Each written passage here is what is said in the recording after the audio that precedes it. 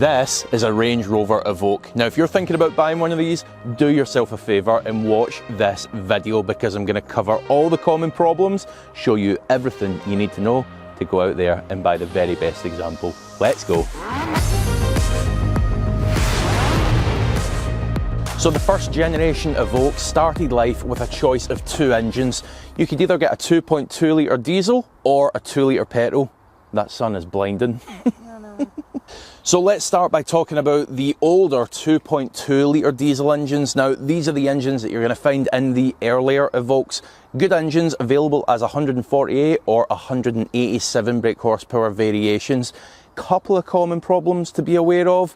High pressure fuel pumps, we sometimes see them go wrong, and also the injectors. Now on the front of the injectors, tends to just be a leaky seal, so not a difficult fix. But if you open a bonnet on a car you're looking to buy and you get hit with a sudden waft of fuel, that's likely what it is. Turbos and turbo actuators could also be problematic from time to time. Best way to spot a problem there is just when you get that car out on the road for a test drive, as we'll do later in this video, just make sure it's got the performance that you expect it to have. And also, the older 2.2 doesn't have the same oil dilution problems that these new 2 litre diesels have, but we'll come on to that. Now, the early petrol engine that you're going to find in older Evoques was actually a Ford-sourced 2 litre 237 brake horsepower engine, and it was pretty good, tended to be quite problem-free. Again, we get the odd problem with the fuel pump from time to time, but it's really not all that common.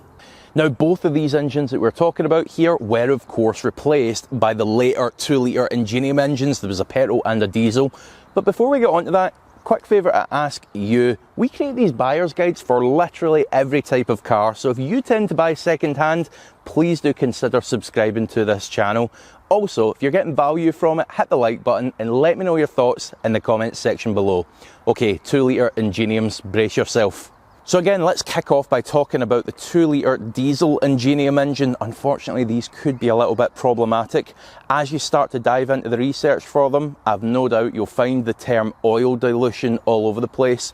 This is effectively when the diesel finds its way into the oil, degrades the oil down, and then it no longer has the protection properties that it used to.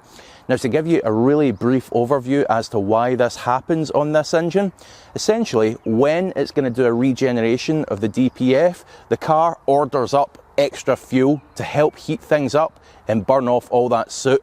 Now, if that regeneration is abandoned mid-cycle, that diesel will find its way into the sump, and there you go. It's in the oil, it starts to break it down, and engine damage is pretty imminent. That's why it's so important to make sure that the oil is changed regularly on these engines. Now, unfortunately, that wasn't the only problem that we could see with them. The next problem tended to relate to the timing chain. The problem was the material that was used. It was just too weak. The chains would stretch, and when they would, obviously that would knock the timing out, and it could end up costing you an engine. Also, to add more problems, the guides on those chains were made from plastic. Now over time they would wear down, those little plastic particles would find their way into the oil, get caught up in the pickup lines and just cause a real mess inside there as well.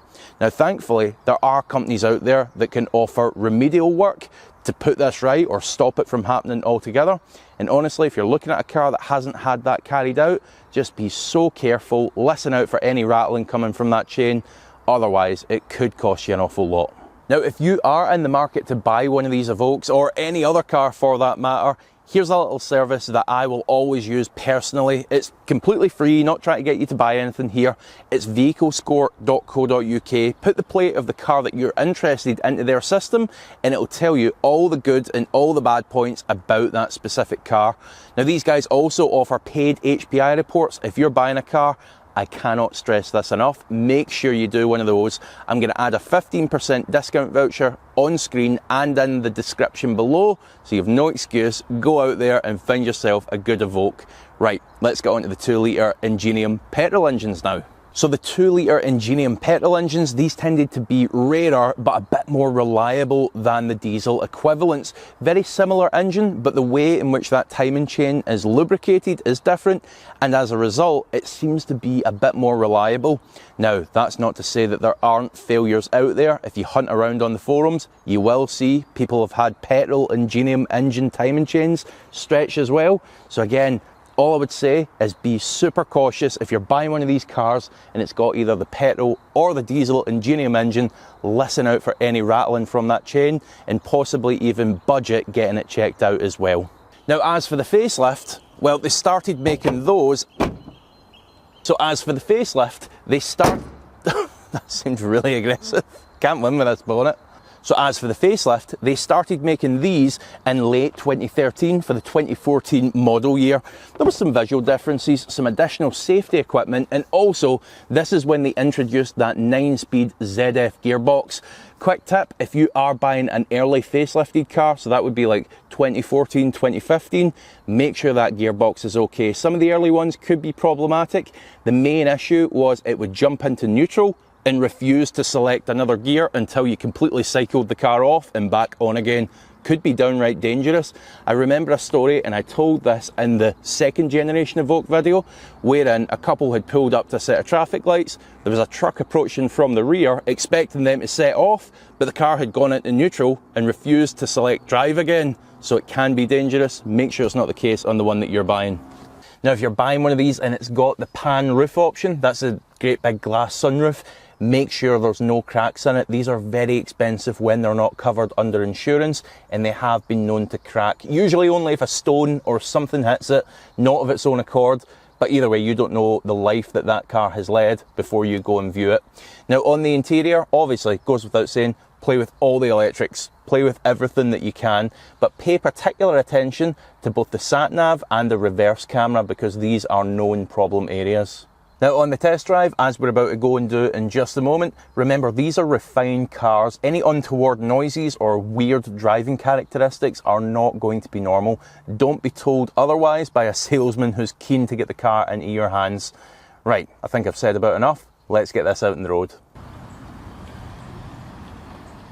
You know what? These cars are one of my biggest frustrations. I find myself wanting to dislike them because they are a bit less reliable than some of their competitors. But when you drive one, you realise why people are buying these. They're not slow cars, they handle well for their size, and material and quality wise, they're sublime. They're right up there with anything else. So yeah, it's a really hard car to dislike. I found that when I drove the Mark II Evoque as well. It was the exact same story. That actual car was being rejected because it was that unreliable. It was still in the warranty period, and with the help of Jaguar Land Rover Finance, the owner was actually handing it back. But when I drove it, I realised, I get it now. That's why people buy these cars still, even if the reliability is a little bit lower than some of the alternatives. And there you have it. You now have all the tips you need to go off and find yourself a really nice Mk1 Evoque. Now, reliability wise, as I say, it's a little bit lower than some of the competition, and it's for that reason we score it 6 out of 10. That's taking into account these Ingenium engine problems and such. But if you do your homework, you go out there and you find a good one, you should be okay. Now, thank you so much for watching. Please do hit that subscribe button, hit the like button, and I'll see you for the next one.